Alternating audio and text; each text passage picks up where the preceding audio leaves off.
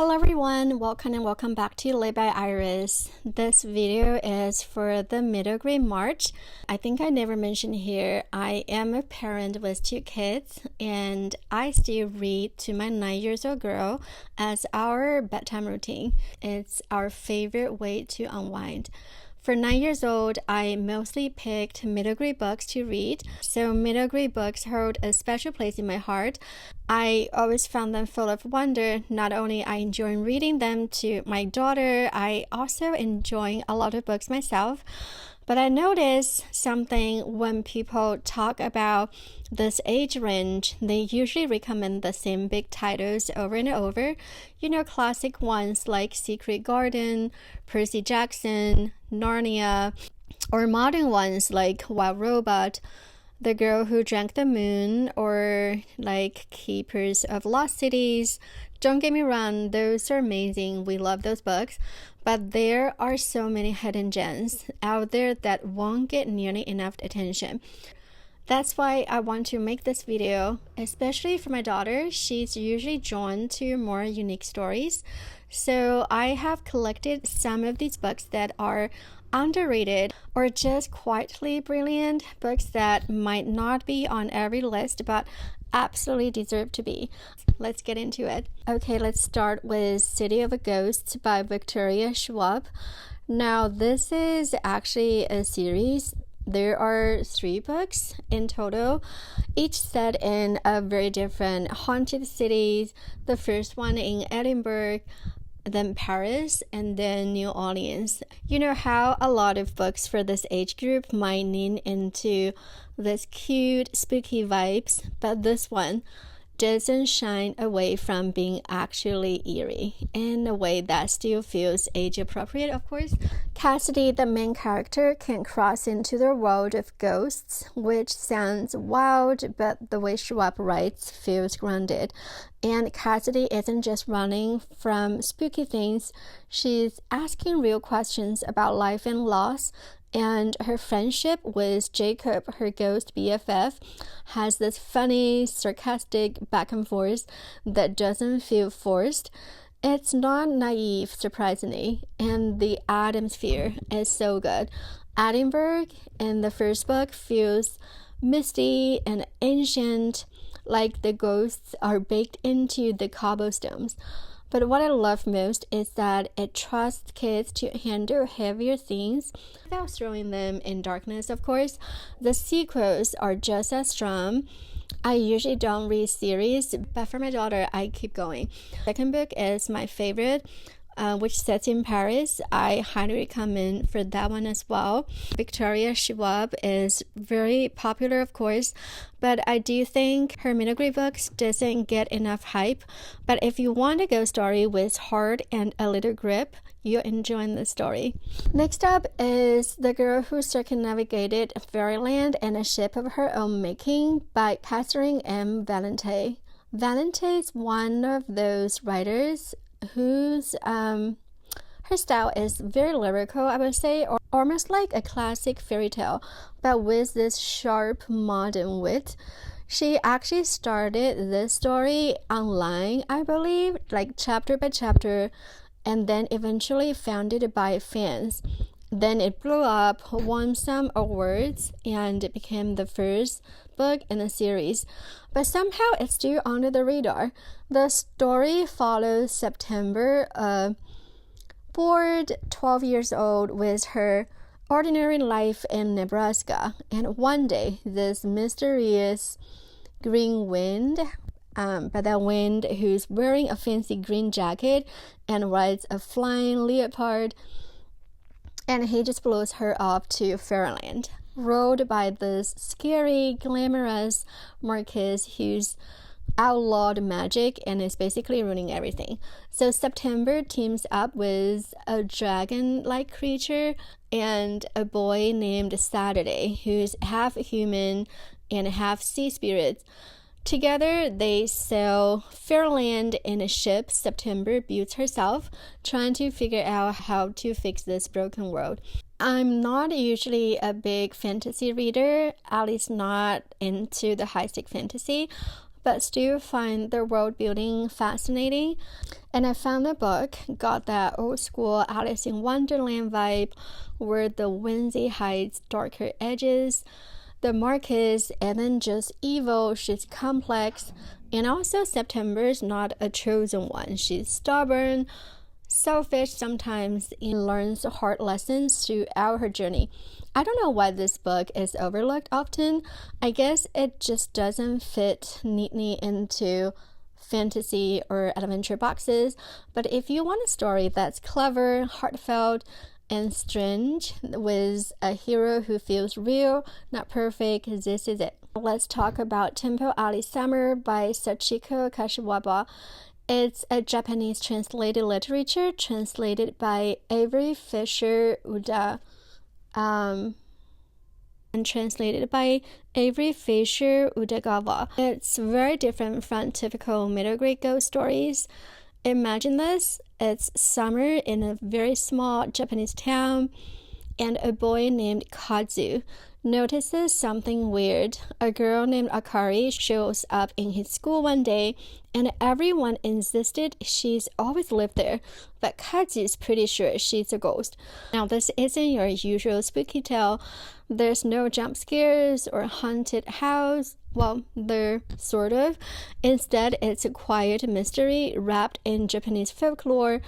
Kazu teams up with his friends eventually to figure out who Akari really is, and along the way they uncover secrets tied to their street and the community they live, and traditions like the Open Festival where the spirits return to visit the living, and there's also a story within a story.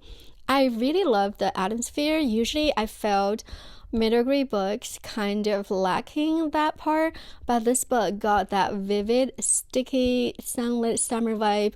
Biking with friends, melting popsicles, dusty attics. There's this eerie undercurrent, like the air right before the storm. Kashiwaba blends everyday life with the supernatural in a way that feels so natural and not forced. When I read this book to my daughter, it was interesting to have a peek of Japanese traditions, the temple rituals, the respect for ancestors, even little details like snacks from convenience store. It's a window into the world that feels specific and universal at the same time. I don't know if because it's translated literature, I just never seen anyone mention this book before. I think a lot of middle grade ghost stories leans on scares or silliness might attract bigger crowds, and this one is definitely quieter, more introspective, and the translation is gorgeous. The translator keeps the prose simple but poetic, like watching a Studio Ghibli film. Just great experience. And next we have The Story That Cannot Be Told by J. Casper Kramer. It's a historical fiction. It's one of those rare middle grade books that doesn't shy away from being real and deeply meaningful while still holding onto a sense of wonder and magic. The premise set in communist Romania during, I believe, 1980s, a time of oppression and censorship, and it follows a young girl, her name is Iana, who loves to tell stories. But when her family becomes a target of the government, she's sent to live with her grandparents in a very remote village. There she discovers that stories have powers. They can resist and they can change the world. The book is a metaphor for the resilience of the human spirit and how storytelling can be a form of rebellion, a way to preserve hope and identity even in the darkest times. What makes this book so special is how it balances the harsh realities of history, but it also doesn't lose sight of the magic that exists in small moments, like the bond between family, the beauty of folklore, and the power of well-told stories. It's not naive or childish, but it's not overly grim either. It feels just so real and that's what makes it so impactful. It's a story that will make you think and maybe even cry a little, but it's also a story that will leave you feeling hopeful. And I think reading this book is more than just a fun escape, but it's a story that will start important conversations, even inspire your kids to see the world in a whole new way. Next on the list is City of Amber by Jenny Duperel. Is basically the OG of middle grade dystopian book. Well, technically, The Giver by Louis Laurie is often considered the OG middle grade dystopian. Of course, that book is a masterpiece, but I think Giver targets to slightly older kids. But City of Amber is like The Giver, but less serious, more adventurous, action-packed, leans more into the thrill of discovery, but less about asking heavy moral questions. And honestly, that's what makes it such a great choice for kids who might not be ready for the heavier tone of The Giver, but still want that dystopian vibe. The premise is an underground city built to protect humanity from some unnamed disaster on the surface. However, the city starts falling apart. The lights are flickering, food is running out, and no one seems to know how to fix it. Our main characters, Nina and Doom, I believe, Nina and Doom, two kids who stumbled upon a mysterious set of instructions that might hold the key to save their city. It's a story about curiosity, courage, and the power of asking questions, even when everyone else seems too afraid of. World building is very straightforward, but also effective. You can feel the claustrophobia of this dark, decaying city, and the sense of mystery is so intriguing. It's not overly complicated, which makes it perfect for kids who are just dipping their toes into dystopian stories, but it's still packed with enough tension to keep even adults hooked. I initially watched the movie adaptation first. It's obviously a kids movie, but I really enjoy the world building and the atmosphere. If your kids love the book, the 2008 movie is a fun follow-up. Overall, it's a fantastic introduction to dystopian fiction to your kids. It's not as heavy or intense as something like The Hunger Games, but I like it's more about solving puzzles, uncovering secrets, and racing against time. It is just really fun, engaging read. We had such a great time reading it. The sixth book on the list is Scary Stories for Young Foxes by Christine McKay. This is one of my daughter's favorite novels ever. She just read it again and again and listened to the audiobooks nonstop. That's a sign of a truly special book. It's a book about stories within stories, all centered around a group of young foxes who are being told tales by a mysterious storyteller. But these aren't your average campfire stories. They are dark, eerie, and full of danger. Each story follows a different fox as they face terrifying challenges, from haunted woods to monstery creatures to the scariest thing of all, into the unknown. But here's the thing, it's not just scary, it's also deeply emotional and full of heart. It's about survival, bravery, and the bonds of family, even in the face of unimaginable fear. And the way all the stories weave together is pure genius. Aside from the scary story, it's special that the stories are told from the perspectives of foxes, and not just any foxes. These characters feel so real and so full developed that you forget they are animals. They have hopes, fears, and dreams just like we do. It's a story that blurs the lines between the animal fable and human experience. It's not like anything out there. Plus, it encourages kids to face their fears, both in the story and in real life. And next we have the Tripod series by John Christopher. It's such a gem. I read this book many years ago, and now I finally introduced it to my kids. It's a true classic science fiction, and we don't get enough of that in the middle grade genre. It's not typically classified as middle grade, but it's one of those series that bridges the gap perfectly. It's not too dense or mature for young readers, but it's also not too childish. For kids around 11 to 12 who are curious about science fiction, but aren't ready for the complexity of adult or even young adult novels, this series is perfect. The story sets in future where humanity is controlled by mysterious towering machine called tripods. These tripods have ruled Earth for centuries, and every person is required to undergo this capping ceremony when they reach adolescence. This capping ceremony essentially brainwashes them, making them follow the direction from tripods ever since.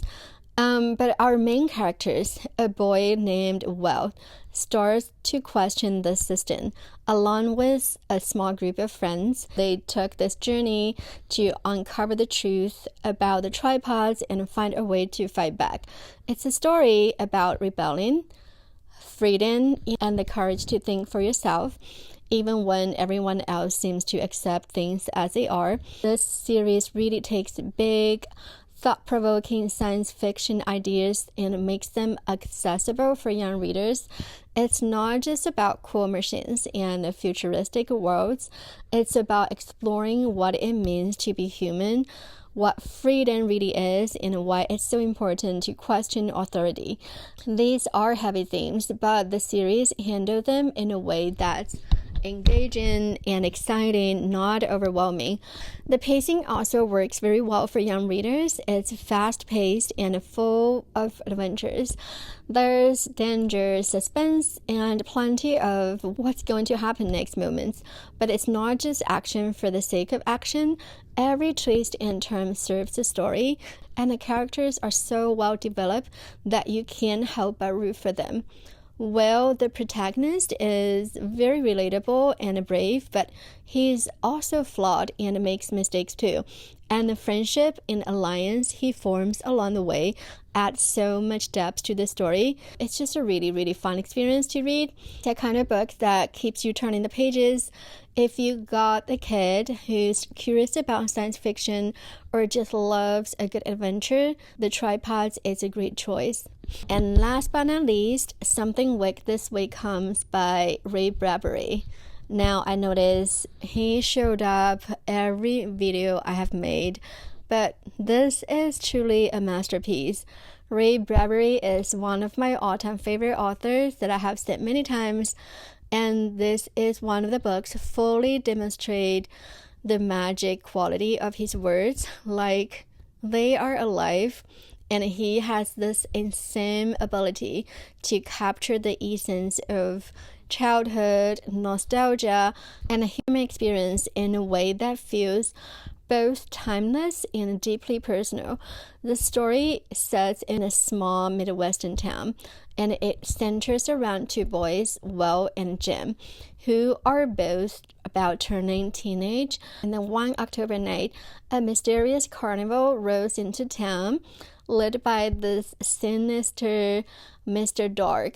At first, the carnival seems like a place of wonder and magic, but it doesn't take long for boys to realize that something is deeply wrong.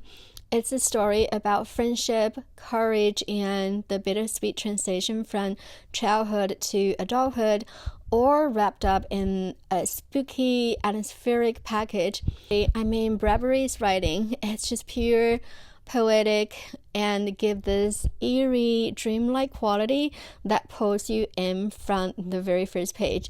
The way he described the carnival, the town, and the characters is so vivid that you can practically smell the autumn air and hear the music. It's atmospheric in the best possible way. It's not just spooky. It's hauntingly beautiful, and that's what makes it such a perfect Halloween read. And as spooky as it is, Something Wicked This Way Comes is also incredibly heartfelt. at its core. It's a story about friendship, kind of friendship that feels like it could conquer anything. And the story about the curiosity and the desire to grow up too fast, which is something also every kid or adult can be related to. And then there's the Will's father, who adds this layer of wisdom and warmth to the story. The story really speaks to the heart. If you are a fan of Bradbury, you already know how special his work is.